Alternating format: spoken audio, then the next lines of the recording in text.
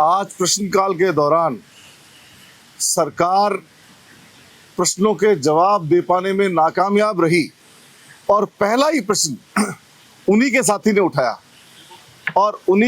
ने उठाया और जब प्रतिपक्ष के नेता रामकेश जी ने उसमें अपना सवाल किया तो जवाब देने की जगह मंत्री जी पुरानी बातें करने लगे कि 2022 में ये हुआ, 21 में ये हुआ।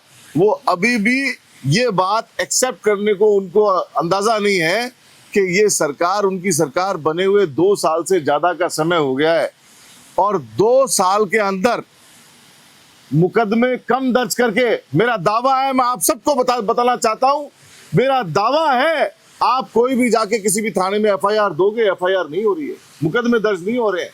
इसलिए दर्ज नहीं हो रहे हैं कि आंकड़े कम करने हैं, फिगर कम करके दिखाने हैं। आप आंकड़े कम करके क्राइम कम नहीं कर सकते हो, क्राइम बढ़ रहा है। आज भी आपने दैनिक भास्कर को देखा होगा और उसके अंदर फ्रंट पेज में न्यूज लगी हुई है कि मासूम बच्चियों के साथ, नाबालिग बच्चियों के साथ बलात्कार हो रहा है, घटनाएं बढ़ रही है, महिलाओं का एक्सटॉर्शन हो रहा है और वो मुकदमे दर्ज नहीं करके इनको ऊपर की ऊपर सलटाना चाहते हैं और सिर्फ ये दिखाने के लिए कि हमारे राज्य में मुकदमे कम दर्ज हो रहे हैं। आवाम में हलचल है, आवाम सड़कों पे है, आवाम न्याय मांग रही है और न्याय नहीं मिल रहा है। और जब मंत्रियों से विधानसभा में सवाल किए जाते हैं तो मंत्री जवाब देने में नाकामयाब है। नशाखोरी की वारदात, मैं धन्यवाद दूंगा स्पीकर महोदय को, उन्होंने इंटरवीन किया कि नशाखोरी का मुद्दा खाली टोंक का नहीं है, पूरे प्रदेश का मुद्दा है और हर प्रदेश में हर जगह नशाखोरी बढ़ रही है, हर जगह नशाखोरी बढ़ रही है।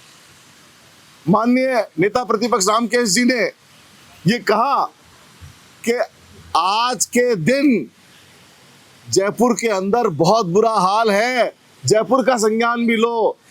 तो मंत्री महोदय किसी भी सवाल का जवाब देने में नाकामयाब रहे और बल्कि ये कहते नजर आए कि साहब पुराने जमाने में इतने मुकदमे थे, आज के टाइम में इतने मुकदमे हैं, मुकदमों से क्राइम कम नहीं हो रहा है।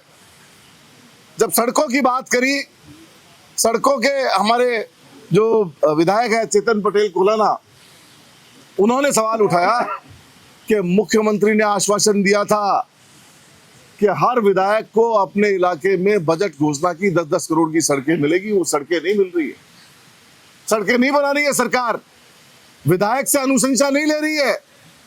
इसमें मंत्री का जवाब गैर जिम्मेदाराना और मंत्री ये कह रहे हैं कि आपके जमाने में नहीं मिलता था, उसके जमाने में नहीं मिलता था। आप मुख्यमंत्री के बयान को क्रॉस कर देना चाहते हैं। मुख्यमंत्री ने हाउस में खड़े होकर आश्वासन दिया, क्या हम ये बात आश्वासन समिति के पास ले जाएं कि मुख्यमंत्री का आश्वासन है?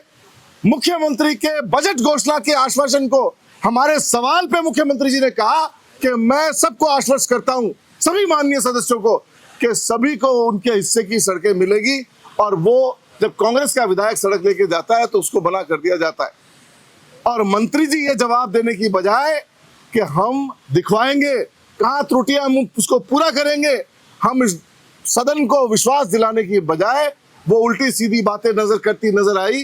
तो इससे ये साबित होता है कि उप मुख्यमंत्री और मुख्यमंत्री में तालमेल नहीं है और क्या उप मुख्यमंत्री की बात को नहीं मानना चाहते हैं। और अगर ऐसा है तो हम आश्वासन समिति में लेके जाएंगे। मुख्यमंत्री का आश्वासन है, इससे बड़ा सदन में कोई नहीं है। सदन का नेता होता है मुख्यमंत्री और किसी भी मंत्री को यह अधिकार नहीं है कि सदन के नेता के खिलाफ जाके कोई बात करे। सरकार जवाब देना नहीं चाहती मुद्दों पे, और भी मुद्दों पे सवाल उठे, लेकिन मंत्री जवाब पढ़ के और लंबी कहानियां बताने में व्यस्त रहे। जनता के मुद्दे से उनको मतलब नहीं है। यही बात हम सबको आपको बता देना चाहते हैं। कानून व्यवस्था जीरो है और सरकार जवाब देने में नाकामयाब।